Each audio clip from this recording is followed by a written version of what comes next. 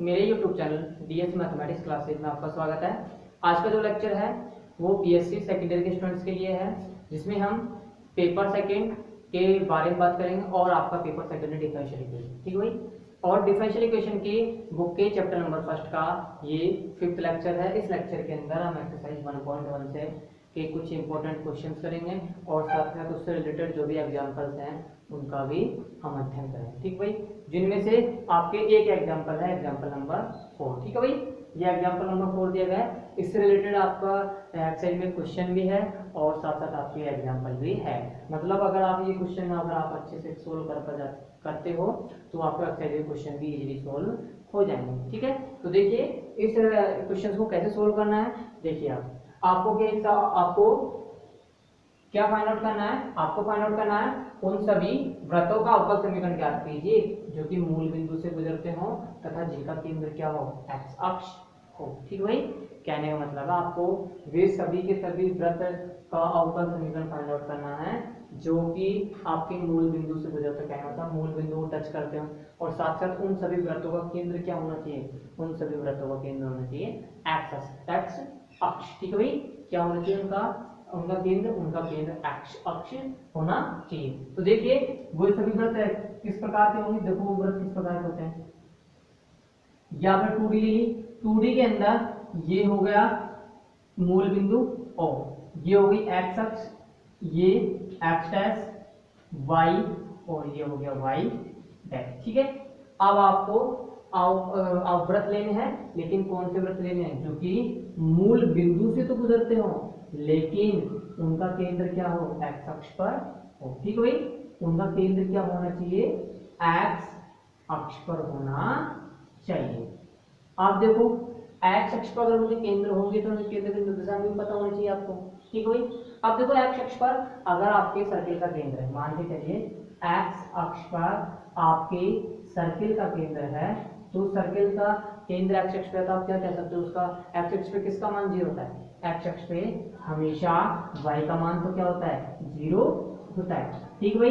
X अक्ष पे किसका मान 0 होता है हमेशा, y का, और y अक्ष पे किसका मान 0 होता है, x का, ठीक है। तो y एक्स अक्ष पे y का मान 0 होने की वजह से आप क्या कह सकते हो कि ये जितने भी वृत्त आएंगे इन सभी वृत्तों का जो केंद्र का y निर्देशांक होगा, सभी वृत्तों के केंद्र का जो y निर्देशांक होगा उसका मान कितना होगा, उसका मान होगा 0, ठीक है। अब देखो यहाँ पे वैल्यू किसकी चेंज होगी, वैल्यू अगर आपको केंद्र आपको पता है कि वृत्त डिफरेंट है, ठीक है भाई। ये सभी वृत्त क्या है, डिफरेंट है, सभी वृत्त डिफरेंट है तो इनके सेंटर भी डिफरेंट होंगे, सेंटर डिफरेंट है तो इनके रेडियस भी डिफरेंट होंगे, ठीक है। रेडियस डिफरेंट होंगी तो आप क्या कह सकते हो कि इनके सेंटर अगर चेंज होते जा रहे हैं, सेंटर अगर चेंज होते जा रहे हैं तो सेंटर के अकॉर्डिंग तो रेडियस बनेगी, ठीक है भाई।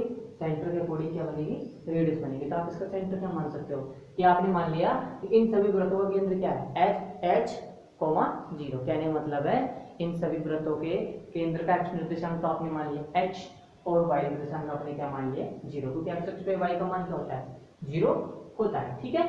तो आप ये कह सकते हो कि इन सभी वृत्तों का केंद्र क्या हो गया, इन सभी वृत्तों का केंद्र हो गया h0, ठीक है। अब इन सभी वृत्तों का केंद्र h0 होगा तो आपको पता है केंद्र रूपी वृत्त का समीकरण क्या होता है। अगर आपको वृत्त का कोई केंद्र दिया गया है AB, ठीक है, वृत्त का केंद्र आपको AB दिया गया है तो इस वृत्त का केंद्रीय रूप में समीकरण क्या होता है, इस वृत्त का केंद्रीय रूप में समीकरण होता है x - a का whole square plus y - b का होल स्क्वायर बराबर r स्क्वायर, ठीक है। जहां पे r क्या होती है, रेडियस, और a और b क्या होते हैं, सेंटर के कोऑर्डिनेट, ठीक है। अब देखो यहाँ पे a की वैल्यू कितनी है h, y और b की वैल्यू कितनी है 0, तो यहाँ पर रिप्लेस करो, देखो x - h का होल स्क्वायर प्लस y - 0 का होल स्क्वायर, ठीक है। अब देखो रेडियस कितनी होगी, रेडियस आपने सेंटर इसका h,0 माना है, ठीक है। सेंटर इसका h,0 माना है तो यहाँ से यहाँ तक की डिस्टेंस कितनी होगी, h हो गई। यहाँ से यहाँ तक की डिस्टेंस कितनी हो गई, h हो गई। और ये h क्या कहलाती है, ये h इस सर्कल की क्या कहलाती है, रेडियस कहलाती है, ठीक है भाई। ये h क्या कहलाएगी, रेडियस, क्योंकि ये जो सबसे छोटा सर्किल है इस सर्किल के केंद्र से परिधि तक की जो दूरी होती है वो क्या कहलाती है, रेडियस, ठीक है। तो यहाँ से यहाँ तक की दूरी आप क्या मान सकते हो, h मानोगे आप, और h मानोगे तो इसकी रेडियस कितनी आ गई, इसकी रेडियस आ गई h, ठीक है। तो यहाँ पे क्या करना है, आपको रेडियस का स्क्वायर करना है। तो कहने का मतलब है उन सभी वृत्तों का समीकरण क्या आ चुका है, उन सभी वृत्तों का समीकरण आ चुका है x माइनस एक्स का whole square plus Y square बराबर एच स्क्वायर। ठीक है, अब इसको सोल्व करते हैं। आप सोल्व करने पर देखते हो तो a माइनस बी के होल स्क्वायर से ओपन करो तो ये तो हो गया x square plus H square minus 2hx plus Y square बराबर एच स्क्वायर। ठीक है, अब देखो यहां से एच स्क्वायर कैंसिल हो गया। ठीक है, तो सर्किल का इक्वेशन क्या आ गया, सर्किल का इक्वेशन आ गया x प्लस वाई स्क्वायर बराबर 2hx।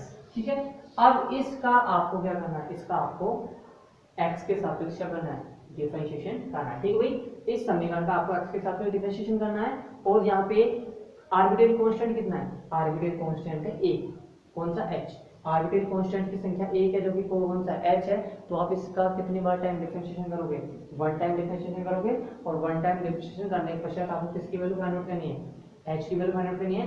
h की वैल्यू फाइंड आउट हो जाने के पश्चात आपको h की वैल्यू अगेन इस इक्वेशन में रिप्लेस करनी है, तो आपको क्या मिल जाएगा, आपको डिफरेंशियल इक्वेशन मिल जाएगी। ठीक है भाई, आपको रिक्वायर्ड डिफरेंशियल इक्वेशन मिल जाएगी, अभी स्टॉप कर समीकरण मिल जाएगी। दोबारा सुन लीजिए, आपको उन सभी वृत्तों का आपको समीकरण ज्ञात करना है जो कि क्या है, मूल बिंदु से गुजरते हो जिनका केंद्र क्या है, एक्स अक्ष है।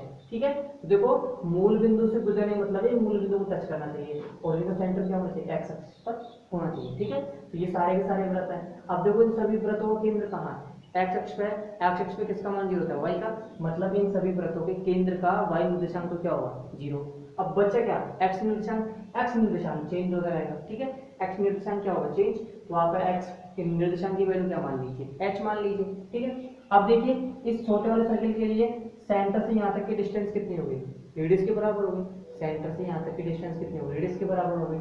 और आपको पता है अगर सेंटर h, 0 है तो इस रूप में वृत्त का समीकरण क्या होता है, वृत्त का समीकरण होता है x माइनस एक्स का whole square plus y minus 0 का होल स्क्वायर बराबर एच स्क्वायर। इसको जब सोल्व करते हो तो आपको ये इक्वेशन आती है और इस इक्वेशन में कितने आर्बिट्रेरी कांस्टेंट है, एक आर्बिट्रेरी कांस्टेंट एग्जिस्ट है। तो आप क्या कह सकते हो कि इस समीकरण का वन टाइम डिफरेंशिएशन करोगे, वन टाइम डिफरेंशिएशन करने के पश्चात आपको h की वैल्यू फाइंड आउट करनी है और h की वैल्यू फाइंड आउट होने के पश्चात अगेन इसमें h की वैल्यू रिप्लेस करनी है, तो जो डिफरेंशियल इक्वेशन आएगी वो रिक्वायर्ड डिफरेंशियल इक्वेशन आएगी। ठीक है, आप देखिए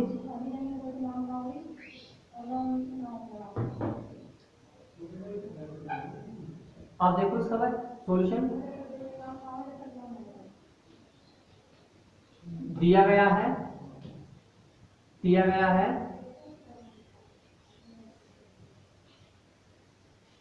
h, 0 दिया गया है h, 0 उन सभी वृत्तों का केंद्र है, दिया गया है h, 0 उन सभी वृत्तों का केंद्र है जो मूल बिंदु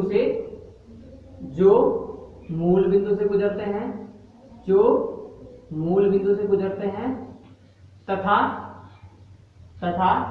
जिनका केंद्र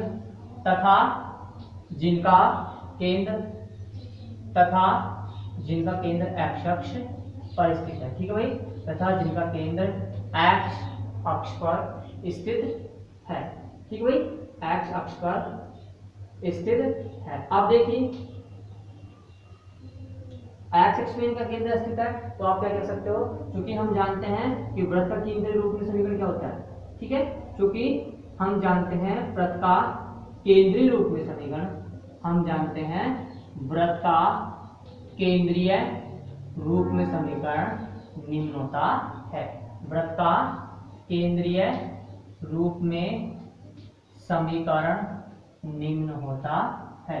वृत्त का केंद्रीय रूप में समीकरण निम्न होता है। ठीक भाई, क्या होता है केंद्रीय रूप में समीकरण, केंद्रीय रूप में समीकरण होता है x माइनस ए का whole square plus y minus B का होल स्क्वायर बराबर h स्क्वायर बराबर r स्क्वायर। ठीक है, बराबर r स्क्वायर, जहां पे इस r स्क्वायर की वैल्यू क्या होती है, r स्क्वायर की वैल्यू होती है a square plus b square. ठीक है, अब देखो इस सेंटर के लिए वृत्त का क्या केंद्रीय रूप में समीकरण क्या होगा, जहां पे x कोऑर्डिनेट तो h है, मतलब a की वैल्यू h और b की वैल्यू 0 है। तो आप क्या कह सकते हो कि वृत्त का केंद्र रूप से समीकरण क्या होगा, x माइनस एच का whole square plus y minus 0 का होल स्क्वायर बराबर ए की जगह एच रखो, बी की जगह 0 रखो, तो एच स्क्वायर प्लस 0 कितना आ जाए, एच स्क्वायर आ जाए। ठीक है, अब अगेन इसको सोल्व करो, तो ये हो गया x माइनस एच का होल स्क्वायर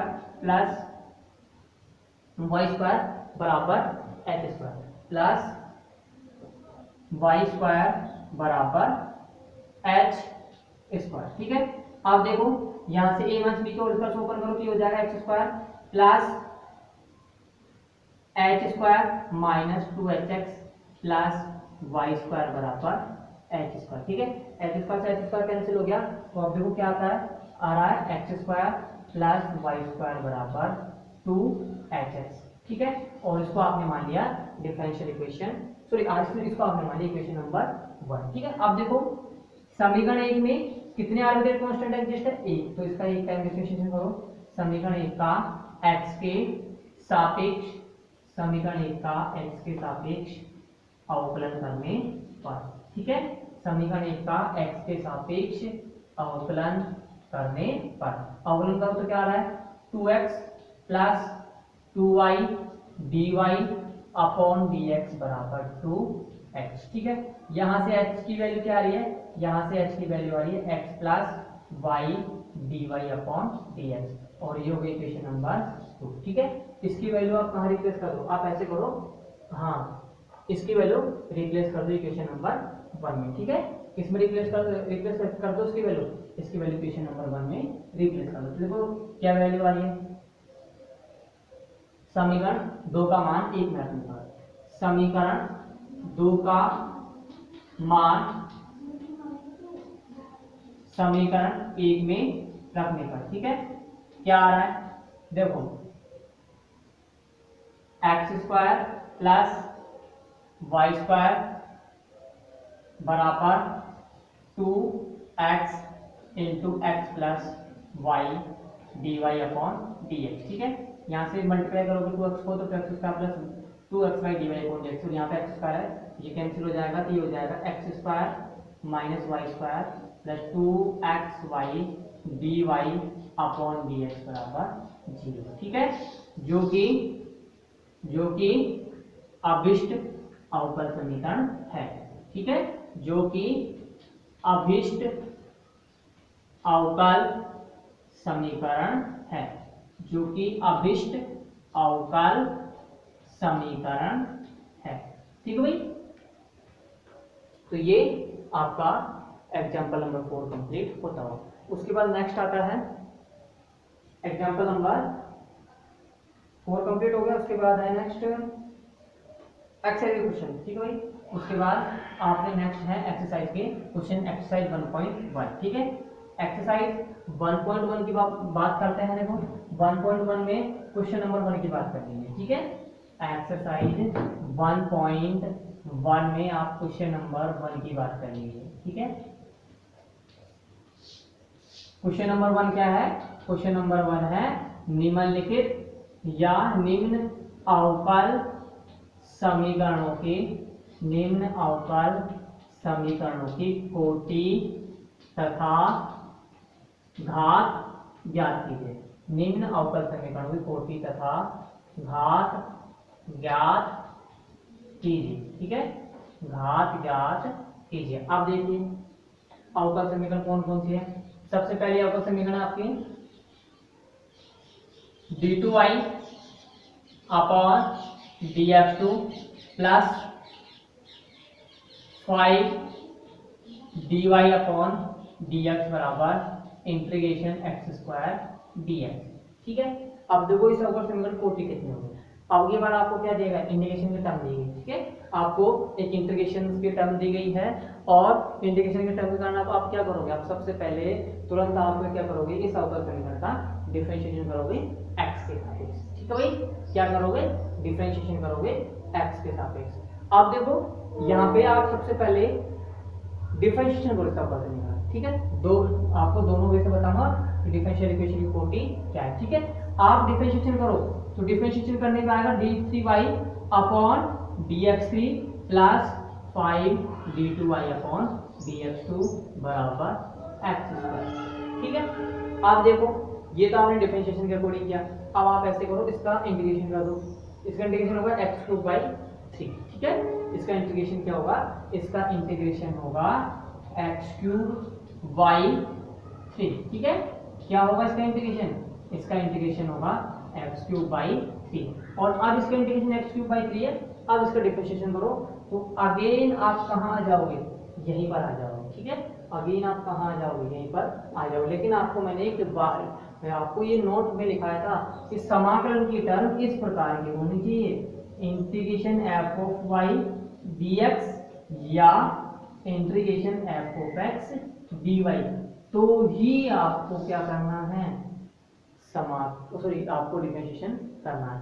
अगर इस प्रकार की टर्म आपके पास एग्जिस्ट है इंटीग्रेशन में, integration f of x dx या integration f of y dy, तो आपको आपको डिफरेंशिएशन नहीं करना है, आपको इसकी वैल्यू रिप्लेस करनी है, मतलब इस इंटीग्रेशन की वैल्यू रिप्लेस करनी है। ठीक है, तो अब आप क्या करोगे, सब समीकरण का डिफरेंशिएशन नहीं करोगे, सिर्फ आपको क्या करना है, इस इंटीग्रेशन की वैल्यू फाइंड आउट करो और उसके बाद जो इसकी कोटी आएगी वही क्या होगी, अवकल समीकरण की कोटी होगी। ठीक है, तो देखो पहले अवकल समीकरण लिखो, d2y upon dx2 plus 5 dy upon dx बराबर x3/3 प्लस c।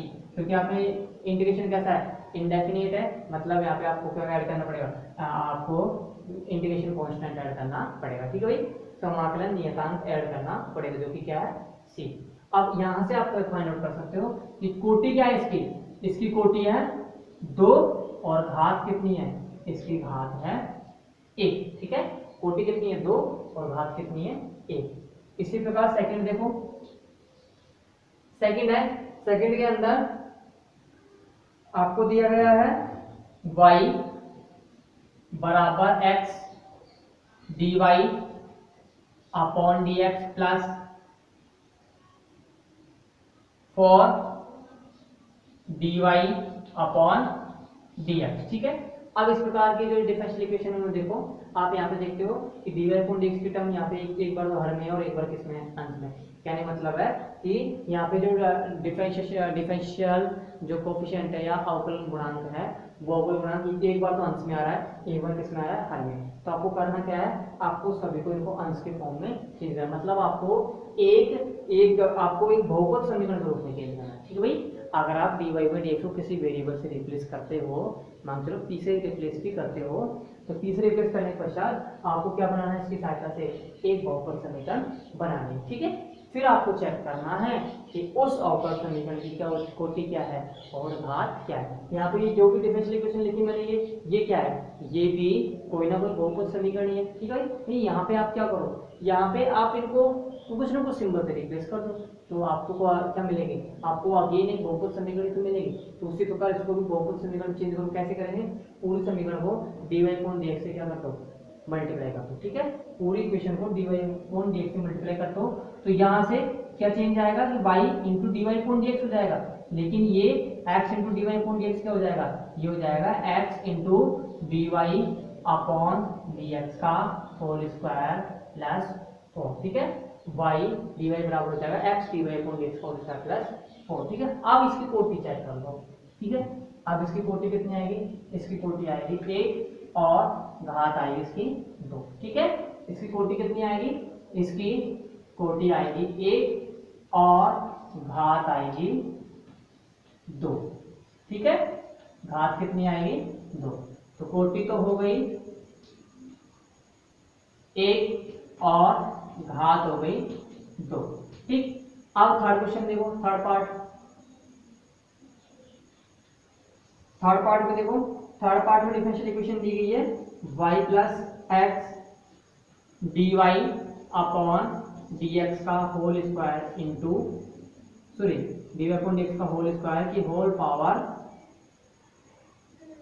4/3 बराबर x d2y अपॉन dx2।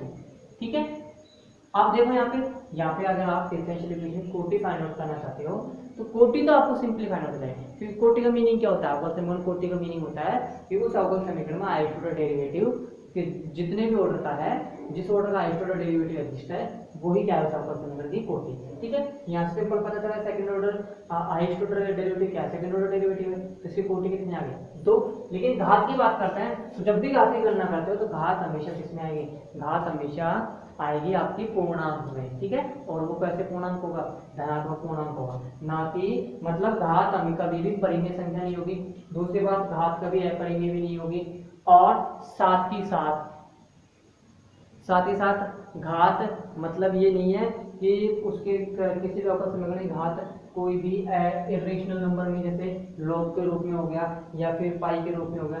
घात इस प्रकार नहीं होती, घात अब होती है किसी भी अवकल समीकरण की तो वो हमेशा धनात्मक पूर्णांक होती है। या फिर आप अगर दूसरे मीनिंग बोल दो तो किसी भी अवकल समीकरण की घात एक प्राकृत संख्या होती है। अब यहाँ पे देखो घात यहाँ पे देखते हो तो प्राकृत संख्या नहीं है।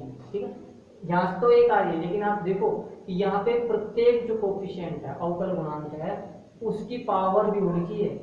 हमें हाईएस्ट ऑर्डर डेरिवेटिव नहीं चेक करना, हमें अवकल समीकरण का प्रत्येक पद चेक करना और अवकल समीकरण के प्रत्येक पद की जहाँ पे जो हाईएस्ट ऑर्डर डेरिवेटिव के साथ साथ जो भी डिपेंडेंट वेरिएबल के डेरिवेटिव है और डिपेंडेंट वेरिएबल है उन सभी की पावर भी क्या होनी चाहिए, उन सभी की पावर भी धनात्मक पूर्णांक होनी चाहिए। ठीक भाई, आपको इस चीज का खासा ध्यान रखना है। घात की गणना करते वक्त आपको हाईएस्ट ऑर्डर डेरिवेटिव की घात की गणना नहीं चेक करनी, आपको चेक करना है कि इस अवकल समीकरण के डिपेंडेंट वेरिएबल का डेरिवेटिव और खुद डिपेंडेंट वेरिएबल की जो घात है वो किसमें होनी चाहिए, धनात्मक पूर्णांक में होनी चाहिए। अब यहाँ पे देखो धनात्मक पूर्णांक नहीं है। ठीक है भाई, यहाँ पे आप इसकी पावर देखते हो तो इसकी पावर होल पावर आई 4/3। तो ठीक है, अब आप इसको अगर आप इसकी घात को चेंज करना चाहते हो तो चेंज करो, आप दोनों पक्षों को क्या कर दो, क्यूब कर दो।